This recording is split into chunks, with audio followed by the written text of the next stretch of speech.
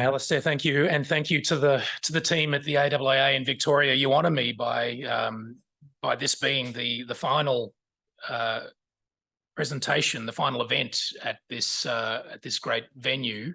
I hope I'm equal to it. The Echidna Strategy came out about, well, I think a little under 2 months ago now, and it's received a lot of attention since then, much more than I expected, in fact.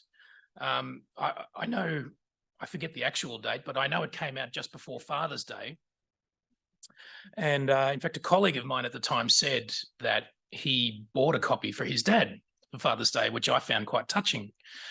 But he said to me that his dad pulled one of the great dad moves on him in response. So he took the book home on Father's Day to his parents' place. His dad unwraps it and he looks at it. And his son says, "Dad, one of my colleagues at the Lowy Institute wrote this book."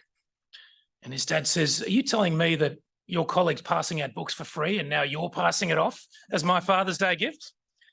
And he says, no, Dad, I went to the bookshop and I bought you one especially." And his dad says, "Are you telling me that your colleague wrote a book and you couldn't even get him to give you a copy for free?"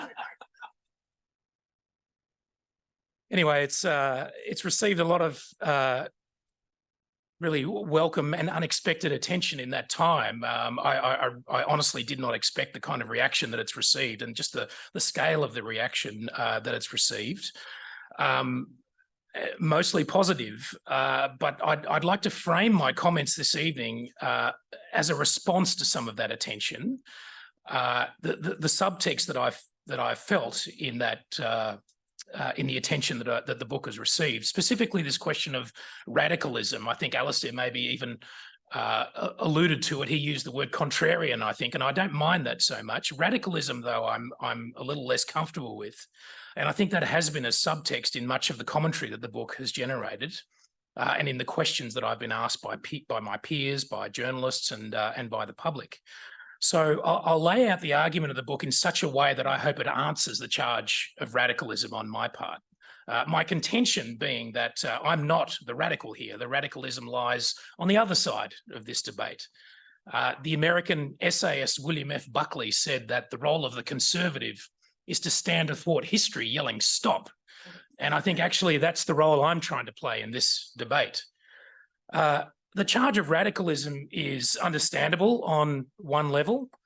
First of all, in the first 2 chapters of the book, I describe what I think is going to be a very different place for the United States in the region.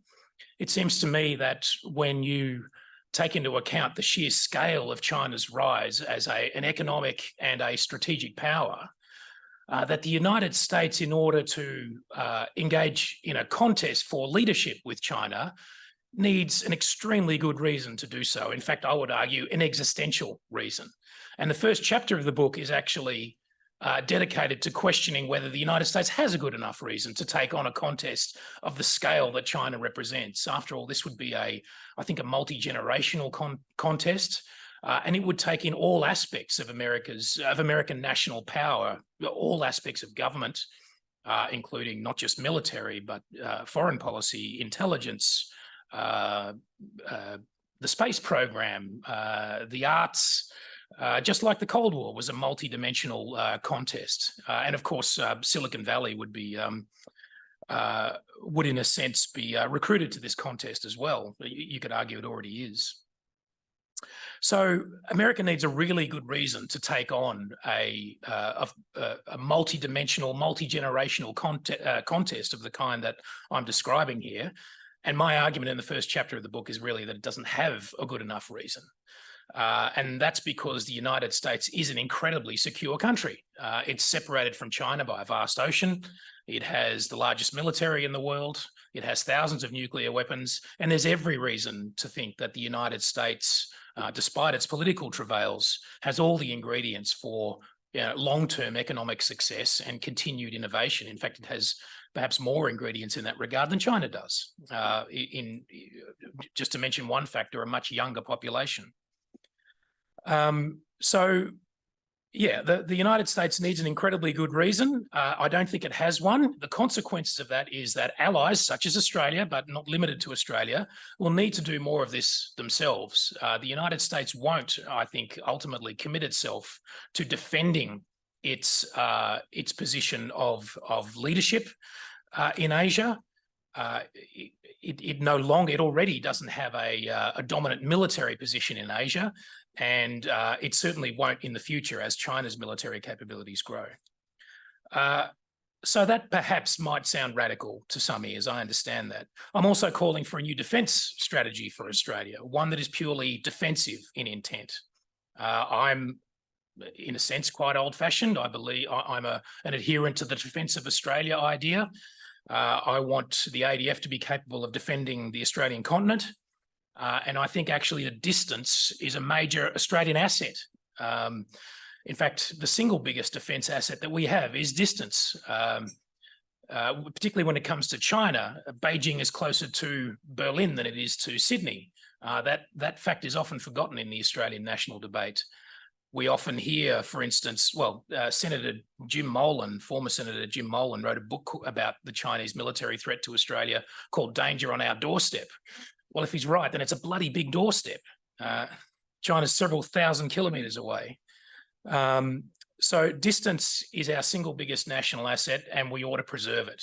And I'll get into the different ways that that Australia can do that. In fact, the primary one rests in our foreign policy priorities. And this may be another reason why some people think that the Echidna strategy is somewhat radical, because I'm calling for new foreign policy priorities. To preserve the advantage of distance, I think Australia needs to ensure that our closest neighbours are with us and that they can never be used in a way to compress that distance. And that means two things primarily. The first is that Australia should aim to preserve its status as the leading power in the Pacific Islands region. And I think, first of all, that we should think of the Pacific Islands region, I think, in an old-fashioned way as an Australian sphere of influence, and that Australia needs to preserve that sphere of influence against challenges. And it's clear that China does present such a challenge to Australia in the Pacific Islands region. We've seen over the last decade or so a major upsurge of Chinese interest in the Pacific Islands region. The Lowy Institute tracks aid flows from all corners of the world to the Pacific Islands region, and China's contribution to those aid flows has risen dramatically in recent years.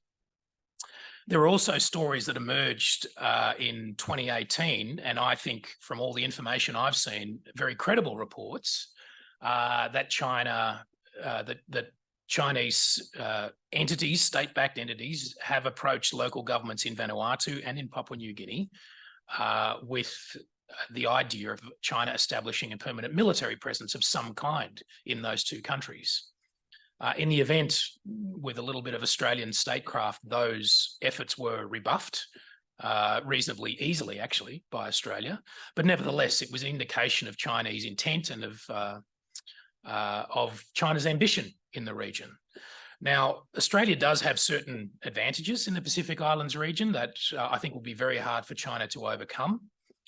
For one thing, we are physically, geographically closer. As long as we maintain the relevant capabilities, we will always be there first in terms of our military capacity. As long as we maintain the military capacity and the aid capacity, the statecraft capacity, I think we will remain the partner of choice in crisis situations, whether that's political crisis or humanitarian crisis, perhaps as the outcome of a natural disaster.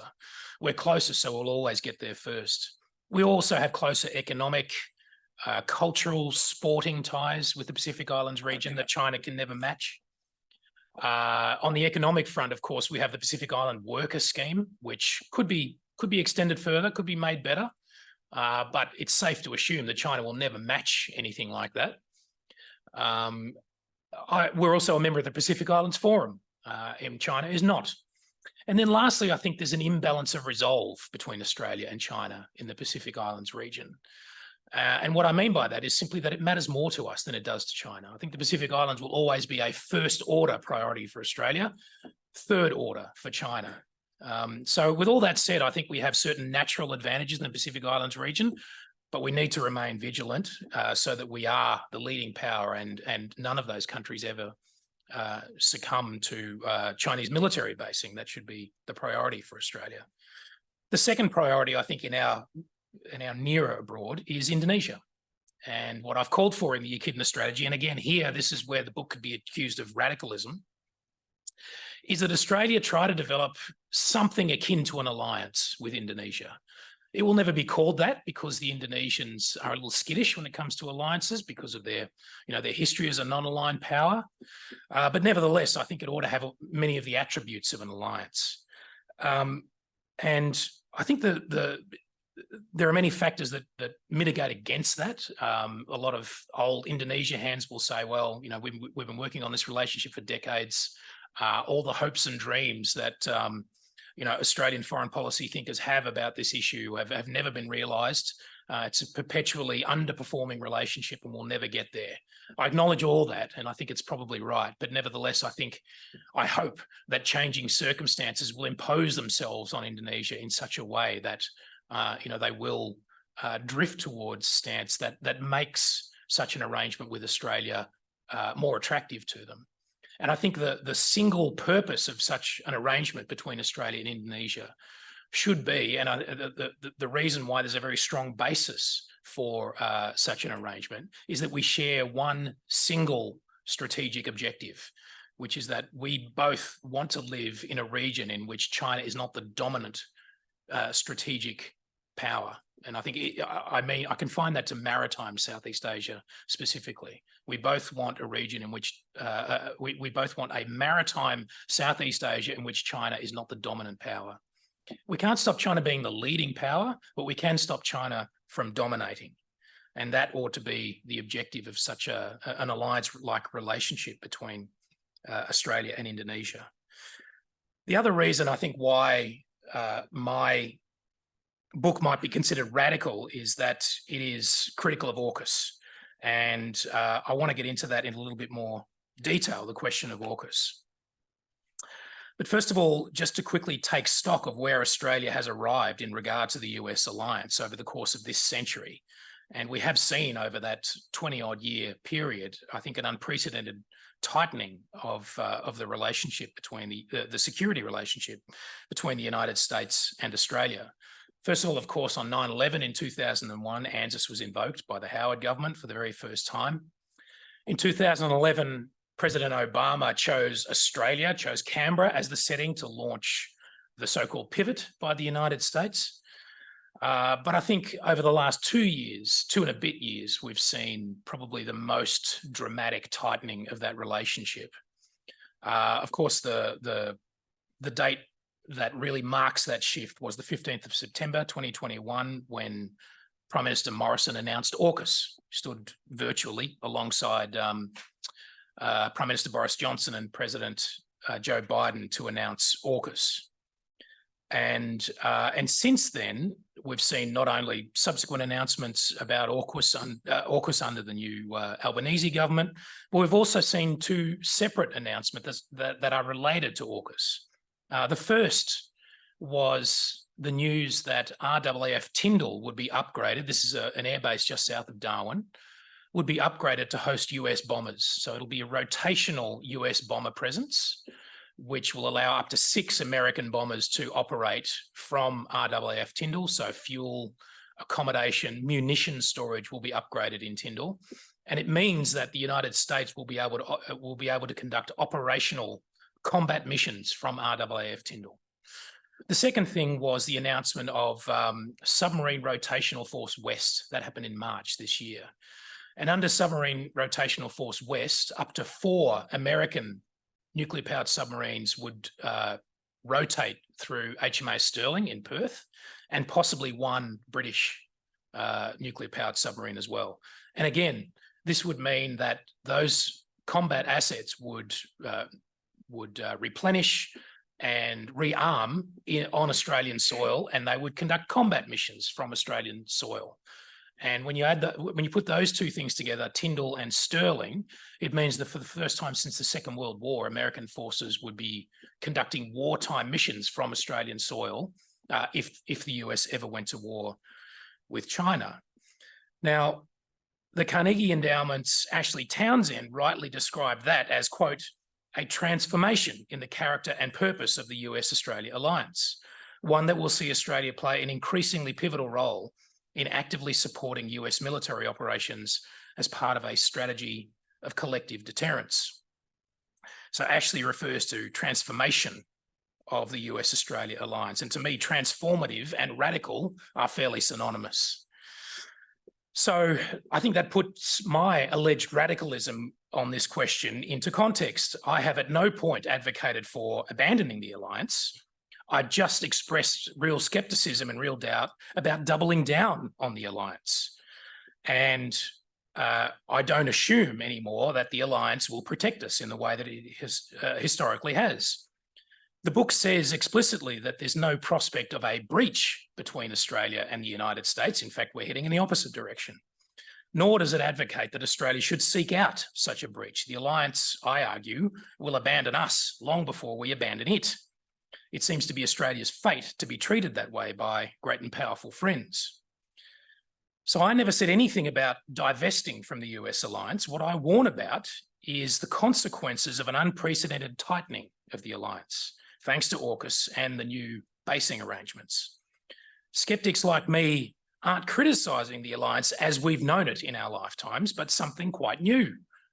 So it's audacious of critics, I think, to frame the argument as if there are only two choices: support the tightening of the alliance or support alliance retrenchment.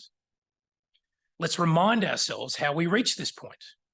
Right up until the moment Scott Morrison announced AUKUS on the 15th of September 2021, support for nuclear-powered submarines existed only on the fringes of Australia's national security debate.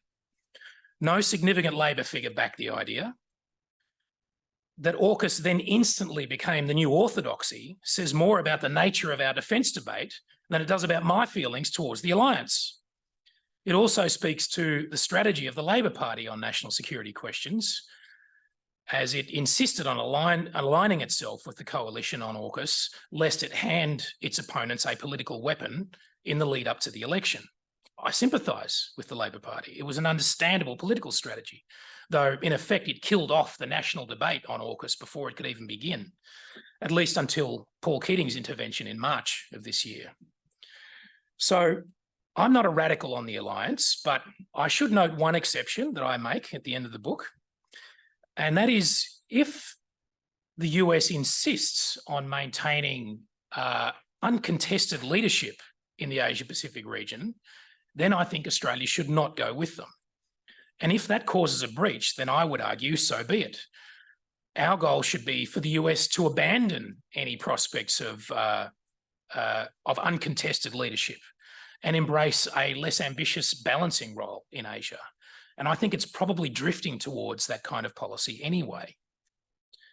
But that doesn't mean that I'm proposing to abandon Asia to Chinese dominance. That seems to me an unlikely prospect, and I call for Australia to contribute in our own way and in our own region to make sure that that never happens. The future that I think we're already drifting towards is a regional balance of power, not just between the US and China, but among its other great powers too: Russia, India, Japan, and Indonesia. It seems to me inevitable that China will be the leading power in such an arrangement, but it's far from certain that it will be the dominant power. In fact, the mission of the other great powers should be to prevent that very outcome, and Australia can play a part too. Now, you might ask, if this is a world of diminishing American resolve, as I laid out at the beginning, how will we do that? How will we withstand Chinese strength? And in fact, the news is even worse in a way.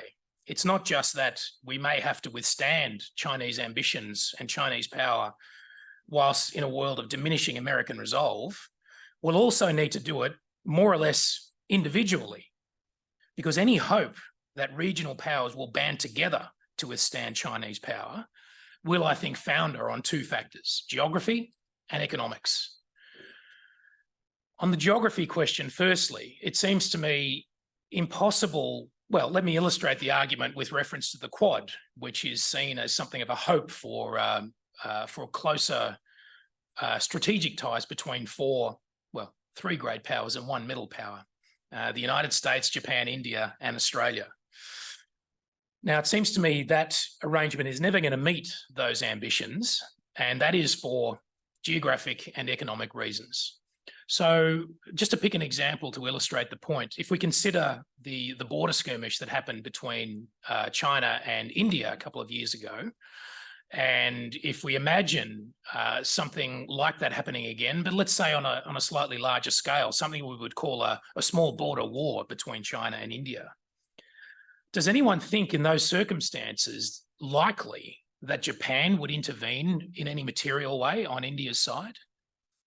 And equally, if Japan came into a direct security dispute with China over the outlying islands, for instance, off the coast of Japan or between Japan and China, does anyone believe that India would make a material contribution to Japan's defence in those circumstances? Seems to me in both examples, the answer is unequivocally no. The same logic holds true for Australia. Neither Japan nor India have core strategic interests at stake in Australia's security. And therefore, the Quad, I think, will always fall short of its ambitions to act in that capacity. This theatre, this strategic theatre in Asia is not like Europe. It's not geographically contained. It's not a theatre in which it makes complete sense for the Western European powers to band together in a way that said, as Article 5 of the NATO Treaty does, that an attack on one is an attack on all. That was a geographically contained land theatre. This is a geographically disparate maritime theatre. So the same logic cannot apply. So that's bad news. The fact that individual powers will have to do most of the lifting themselves with less hope of help from their allies. I'm sorry, I forgot to mention the second factor, economics. So in those kind of scenarios that I sketched earlier, India and Japan, for instance, both of those countries have clear economic interest to protect with China. Important economic relationship with China that would be jeopardized if they fell too hard on the side of their friends in any security dispute with China. So that also, I think, the economic situation also militates against these powers banding together to resist China's rise as a strategic power. So that's the bad news. But the good news is, I think, that the maritime environment helps those smaller powers to withstand China's ambitions. In the book, I argue that we are right now in an era of defensive dominance when it comes to warfare. And it's being illustrated, actually, it's been illustrated in many small respects for many decades now, particularly in the maritime environment. Ever since the Falklands War in particular, we've known that surface ships are now incredibly vulnerable to anti-ship missiles. The Ukraine conflict illustrates once again that we are, I think illustrates more strongly than ever before that we are in an era of defensive dominance where it's incredibly difficult to project power and much easier and cheaper to defend against the projection of power. That's happening on the land where both sides are finding it difficult to win territory from the opposition, but find it much easier and cheaper to hold territory. It's happening in the air where Ukrainian and Russian forces find it impossible to operate over each other's airspace because ground-based air defences are so deadly and so effective, and they're reduced effectively to lobbing missiles from within friendly airspace rather than trying to intrude on the other's airspace. But I think from Australia's perspective, the point is most strongly made in regard to the naval environment. It is, I think, an incredible feature of the Ukraine war that the naval war is being won by the side that doesn't have a navy. And that is because, as I already mentioned, of the potency of modern anti-ship missiles combined with the ubiquity of modern surveillance methods. So it is becoming incredibly easy and incredibly cheap to practice what I call in the book persistent surveillance.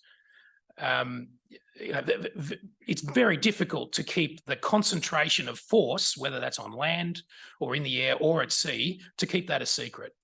When it happens, your enemy will know about it in very short order, and you'll be able to be targeted. And at that point, when you're targeted, even the most modern large surface vessels find it very hard to protect themselves.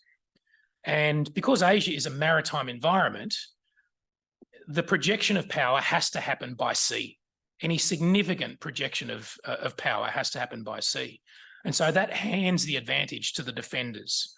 And so even middle-sized powers like Australia, I think, in that environment, in those circumstances, have a hope of denying China military dominance because it is a maritime environment.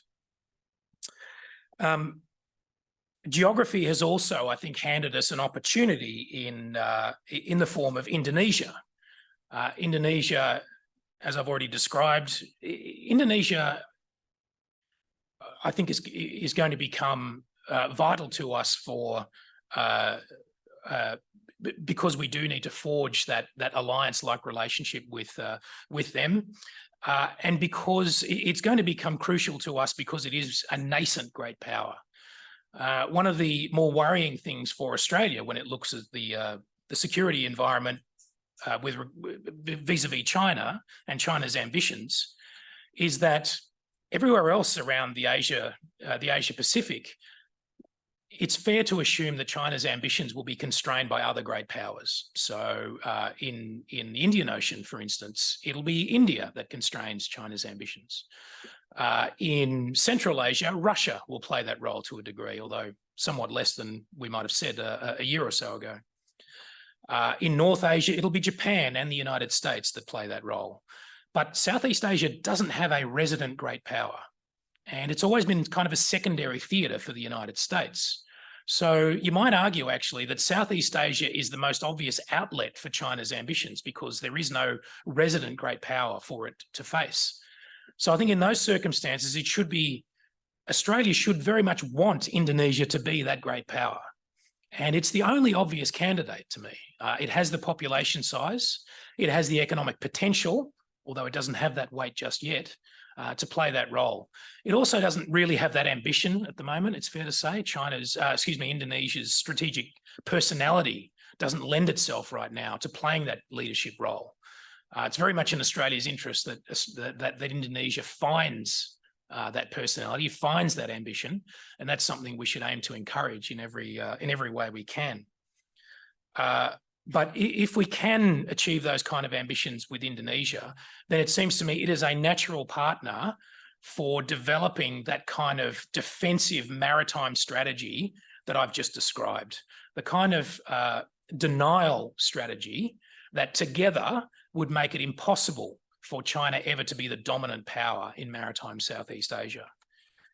I see we're tracking at about time there. I think, Alistair, I might stop there and open it up for some questions. Absolutely. Thank you very much. Well, we'll come. Yeah, I've got a roving mic to come and say, please just state your name, try and keep it to a brief question or statement. What's kind of pause is right here. And then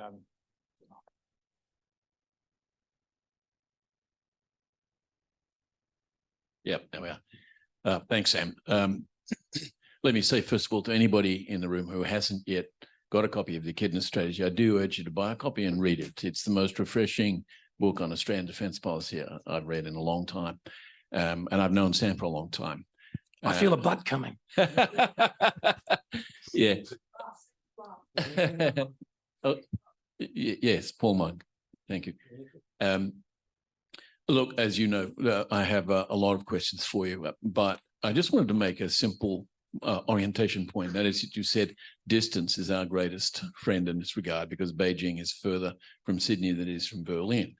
But of course, the theatre of operations, as your own remarks have just made clear, is not Beijing. It's the South China Sea, and that's a lot closer. And in fact, it's right on Indonesia's doorstep. So you're suggesting we forge an arrangement with Indonesia that would have us on that doorstep. And if it's possible, as you hope, for Australia in combination with Indonesia to prevent China from being dominant in that area, why would it not be substantially more possible if the US remained engaged? Sorry, just say that last part again. But if it's possible for Australia and Indonesia to prevent China from becoming a dominant naval power in that area, which it's clearly seeking to do, why would it be not more possible if the US remained engaged? Yep. Okay, so it's worth, thank you, Paul. It's worth just briefly pausing here to talk a little bit about the argument concerning distance. And I apologize in advance if this gets us into militaria. One of the things that I am somewhat allergic to in the Australian defence commentariat is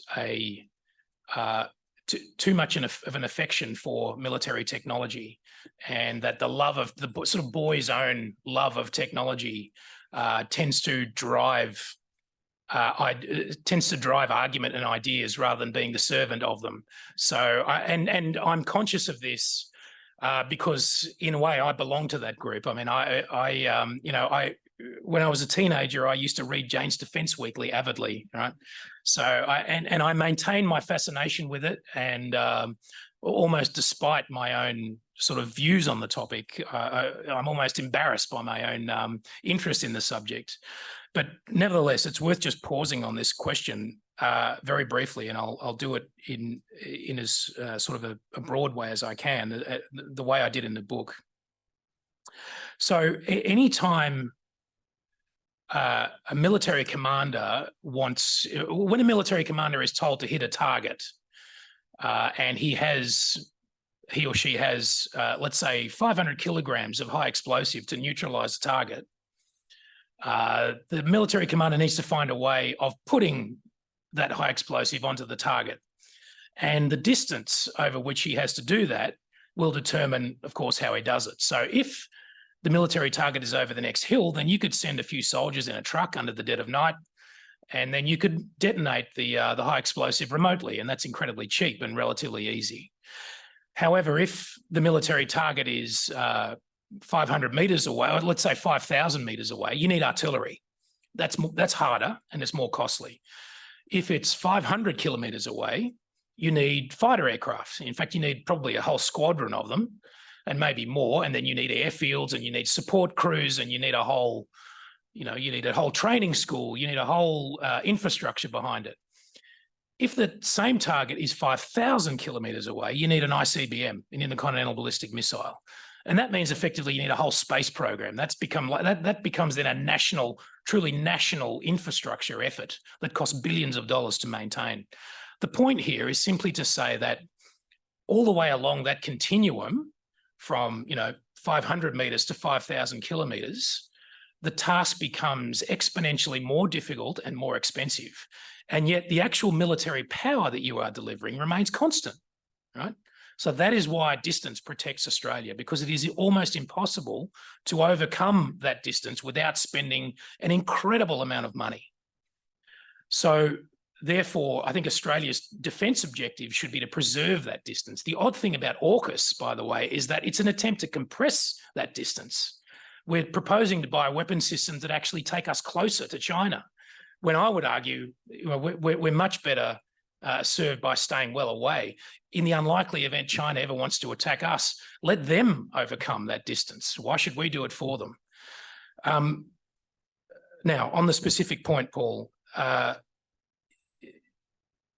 yes, on the South China Sea, yes, absolutely. The Chinese facilities in the South China Sea are extremely worrying, and that was a move that happened under the noses of the United States, and to which they effectively acquiesced, and China now controls that part of the South China Sea effectively.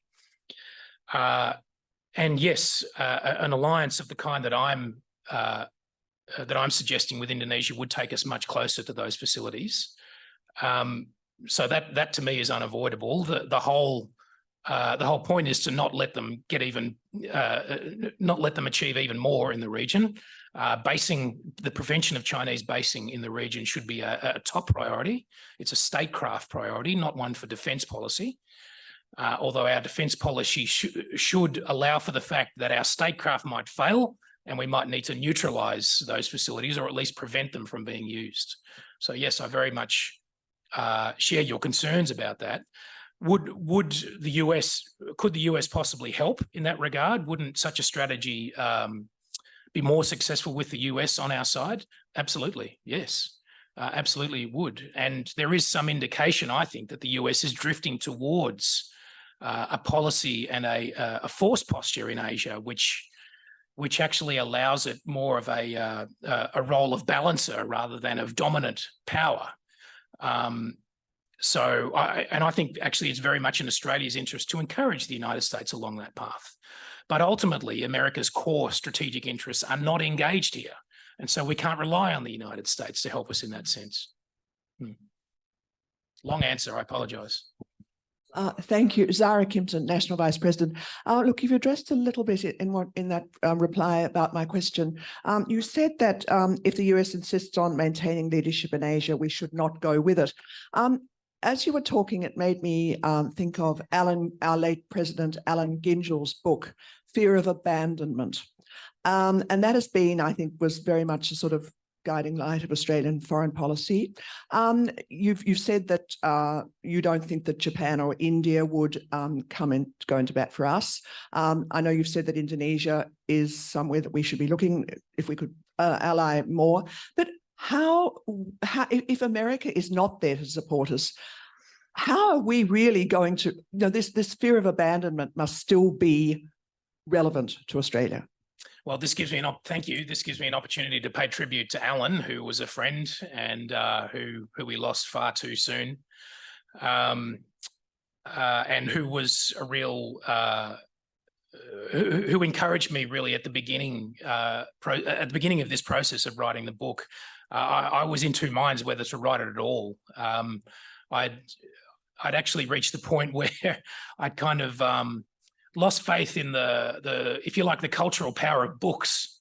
It seemed to me that had eroded somewhat. I don't know if I played a small part in reviving it. I hope so. But in any case, I have no regrets about writing the book. Alan encouraged me to do so, and then was incredibly complimentary about the first draft, which he read over Christmas actually last year. So yeah, it was a huge blow to lose Alan, and I still think of him most days. The fear of abandonment. Yeah, I think I say briefly in the book that actually I mentioned it tonight, that is Australia's fate to some degree. We've gone through that before. The United Kingdom was our major strategic partner until the middle of the Second World War. And then we had to find a new partner in the United States. The United Kingdom turned its back on Australia economically when it joined the European community. Yeah, Australia does have a bit of a history of grasping its independence somewhat reluctantly. And there's still evidence of that in the fact that we still carry the British flag on the corner of our own, and we still have the British monarch as our head of state. But nevertheless, the course of our history has been a slow, steady process of independence for Australia. And I think we have grasped that. I mean, when you consider over the long term, the kind of changes in our foreign policy, which is now very Asia-centric, our trade is Asia-centered, our immigration policy, the way Australia looks these days, is much more Asia-centered than it used to be. Maybe our security thinking lags somewhat behind those kind of changes, but that does give me confidence that by hook or by crook we will move in that direction.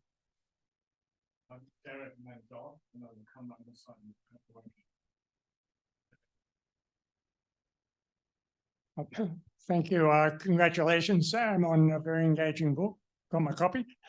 Very readable. I'd second Paul in that respect. So developing the question that Zara made, you've got a very interesting quote from Abraham Lincoln 1839, saying the main threats to the US are internal. So while looking forward to the 2024 presidential elections in the US, what do you think would be the impact of Trump or a Trumpist like Ron DeSantis becoming US president on Australia's position? Yeah, thank you. I'm Derek McDougall, sorry, from University of Melbourne, and also a member of the Institute. Thank you, Derek. I'm a little bit torn on this question. I mentioned in my earlier remarks that the US does have incredible inherent strengths, and I very much believe that. So I think, you know, the United States will be a great power for the indefinite future. I think it'll be a more normal great power in future rather than the kind of extraordinary state that it has been, the indispensable power, as it called itself at one point, and as many still believe it is. So I think it'll drift towards becoming a more normal great power with regional rather than global interests centered on the Western Hemisphere largely. But you ask about, you know, that kind of, I guess, guarded optimism is also has to be weighed against the Trump phenomenon and the possibility that something dramatic will happen to the US Constitution at the next election, at or after the next election, and there will be some kind of, you know, major breach if Trump wins, or if he loses very tightly, a very tight election, in which case, almost inevitably, it seems, the results will be contested. So yeah, I think we do have to weigh the possibility of some kind of major breach. The extraordinary thing to me is that we've seen this coming since the end of Trump's first term and over the course of Trump's first term, and yet how little pause Australian policymakers of the time seemed to take in the very sobering 4 years of Trump that we had. After all, it was a matter of months after the January 6 riots at the Capitol in Washington, D.C., that the Australian delegation arrived at the White House to see Jake Sullivan, the National Security Advisor, and Kurt Campbell, the Asia czar in the Biden White House. A matter of months to pitch AUKUS to the Americans. That happened, I think, in April of 2021. At that point, the paint would barely have been dry on the repairs to the Capitol building after the January 6 riots. And yet it seemed to impinge on the Australian government's reasoning not at all. It was as if Trump had never happened or January 6 had never happened and could never happen again. So I find that rather extraordinary. And now we're faced with the prospect of it happening again. Goodness knows what it'll mean for AUKUS at that time. I mean, Australia was somewhat spared from Trump's antipathy to alliances in his first term, but he was also surrounded by people who essentially served as a brake on those tendencies. Trump has believed very few things politically in his life, but one thing that he's held on to through his whole public career is an antipathy to alliances, in a sense that, you know, America's allies are essentially trying to exploit the United States, and the United States should call their bluff and just get out. Somehow Australia was exempted from that. And actually the material progress that Trump made towards enacting that kind of vision was almost none during his term, because he was surrounded by people who were trying to frustrate those ambitions. I think it's really an open question for me whether that would be repeated in a second Trump term, or whether he'll be surrounded by people who will actually try to enact that vision rather than frustrate it. We've got at least 7 questions still coming. I'm still working around John Langmore. Thanks very much. I just wanted to ask you to complete what you were going to say about AUKUS, because you disciplined yourself by running short of time, and you could, I think, enlarge it further, please. What was I going to say? Well, so I think it's encapsulated in the idea that Australia's single biggest defence asset is distance, and essentially we are now proposing to build a naval capability centred around 8 nuclear-powered submarines, whose job it will be, if their capabilities are going to be exploited to the full, to essentially compress the distance between Australia and China, and thereby effectively try to rein the Chinese naval power in, hem Chinese naval power in, that's a better term to use, along its coastline, and even to lob Tomahawk cruise missiles onto the Chinese mainland. That would be the role of these submarines. There are those, I think, in the Labor Party now who argue that actually that doesn't necessarily have to be the role of these submarines. You could use them to essentially to defend the Australian coastline in a way that, you know, the Defence of Australia doctrine would suggest, and that's true. But it seems to be not a very efficient way of using the kind of power, the kind of endurance and range that nuclear-powered submarines could offer you, just to use them for a Defence of Australia strategy. They are best suited to a forward defence strategy where the Australian Navy operates effectively as an adjunct to the US Pacific Fleet. And the risk of that, of course, is that if I'm wrong about the decline of American power, and if America does really want to assert its dominance and does really want to defend Taiwan with military force if necessary, then I think the mere possession of these submarines would make it incredibly difficult for Australia to say no to the United States. So we are tying ourselves to American foreign policy objectives through the mere acquisition of this capability. So we like to think in Australia that the defence policy operates in a very neat way. We announce a policy, and then we develop the capabilities necessary to enact that policy. But actually, it can work in the opposite way.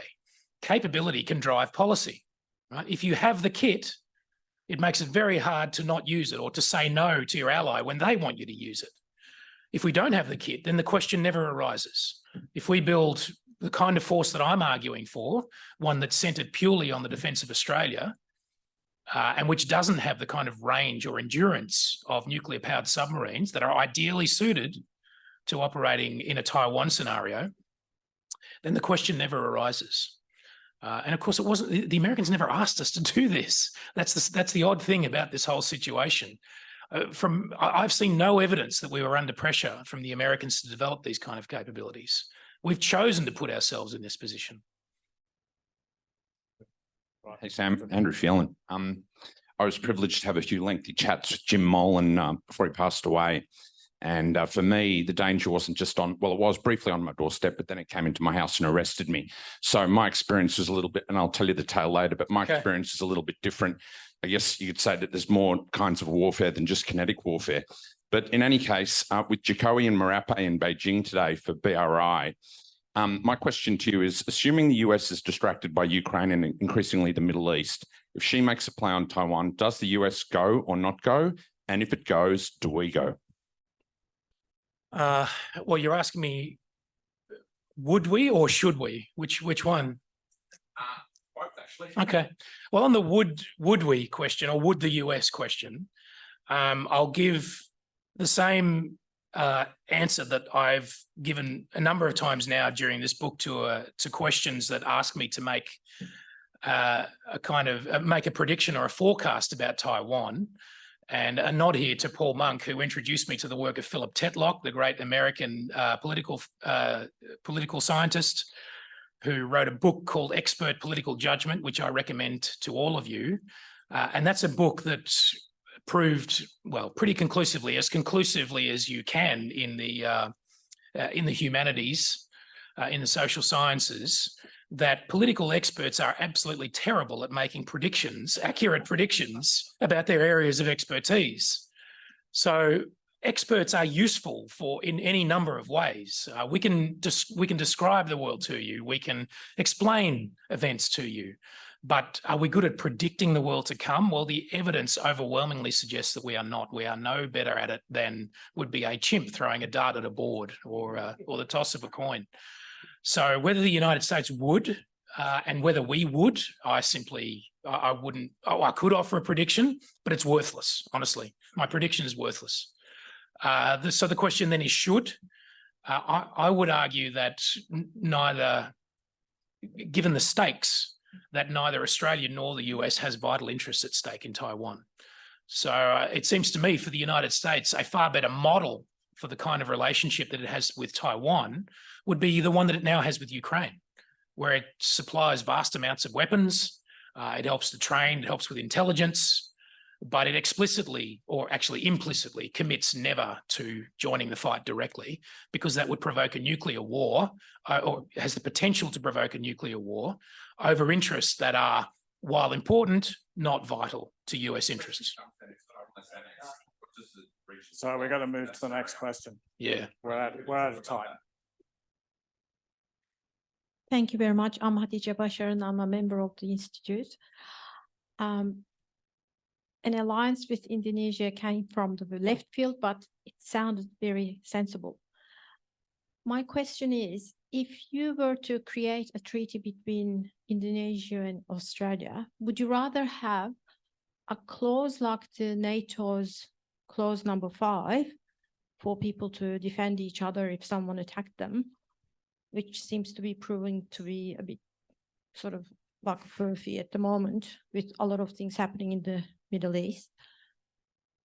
Or would you rather have a treaty like the Montreux Treaty amongst neighbors with people who are adhering to the international law and order can actually stay steadfast and apply, which in all due respect have been the thing that stopped the naval powers overpowering each other in the Black Sea? That's my humble view. Thank you very much. I'll pay you a compliment. I'm now onto, I think, at least a dozen events of this kind that I've done around the country over the last 6 to 7 weeks. And at the point where I've said to my wife that I've heard every question now, and they're well into repeats. I've never heard that question. And it's an excellent one. Thank you. And the honest answer is I haven't thought about it.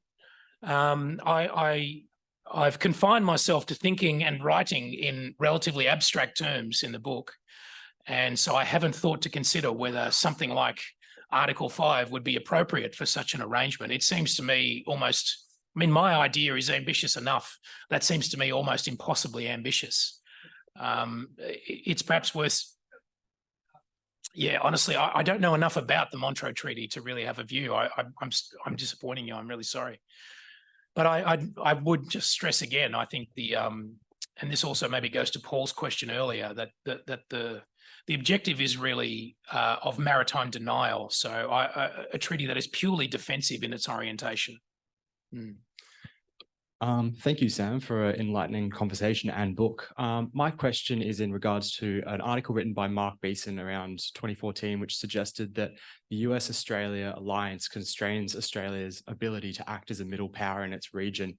Do you think that the US-Australia alliance, in its continued and current form, will constrain Australia's ability to act as this middle power and engage with Indonesia and build these alliance networks with small d diplomacy, say? Another excellent question, and one I haven't perhaps thought enough about. I guess I would return to the point earlier about Australia's, well, the kind of arrangement, the kind of relationship I'm hoping for with Indonesia is made much more difficult by AUKUS. One question that I really struggle with is how to distinguish between what not just Indonesia but all the ASEANs say about AUKUS publicly and what they say about it privately. Which one do we believe? I'm not quite sure, actually. Publicly, they're less critical, privately more so, but that doesn't mean that the private word is more to be believed or trusted than the public word necessarily. So I'm just not sure, but I do think that a defence force structure that focuses on a tight alignment with the United States and with American objectives in Asia, particularly if those objectives are seen to be to maintain unquestioned American dominance in Asia, makes it much more difficult for Australia to develop the kind of close relationship with Indonesia that I'm hoping for. Can we get two last quick ones? Sure. Thank you for a very interesting book and talk. I was just about to do that. My name is Tony Hastings. Just further on the Indonesian issue, I read your book with great interest, but I didn't see a lot of evidence that Jakarta is actually interested in the type of strategic partnership that you're thinking about. And given that Indonesia's armed forces are geared essentially to internal security rather than some sort of maritime denial strategy, I don't see any evidence either that they're willing to spend the money to develop that sort of force. What's your thoughts on that? Well, I think one ray of hope here is that it's not particularly expensive to develop that kind of a force. And the Indonesian economy is growing at a decent clip. And present evidence, I think, reinforces a sense that we could expect T&I to develop more robust maritime capabilities in future anyway. We've just seen over the last year, actually, some very ambitious acquisitions of new aerial capabilities, American F-15s and French Rafale fighters. As usual with Indonesia, it's become a bit of a mess. They're developing and buying air capabilities from all over the world, and which will make an incredibly difficult logistical challenge for the T&I Air Force. But the sheer scale of these purchases suggests more ambition in that regard for Indonesia. But you're right, the politically and strategically, Indonesia is far away from the kind of position that I would like it to be in, and for something like the arrangement I'm talking about to be even plausible. So the only kind of ray of hope I offer in the book is that if hope is even the right term, but I think over time, China's ambitions will butt up much more directly against Indonesia's interests. And at that point, or at those points, let's put it that way, Indonesia will have to sharpen its focus on this, and will have to make more deliberate decisions rather than, maintaining the kind of unclear, slightly wishy-washy approach that it's adopting right now. And a little illustration of the point in the book, in Europe, there was no country that had a more accommodationist posture towards Russia in Europe than Germany. Much more friendly towards Putin, strong energy relationship with Russia, of course. And then Russia invaded Ukraine on a Thursday. And by the following Sunday, the German Chancellor had given a speech which essentially overturned the previous 20 years of pro-Russian policies from Berlin.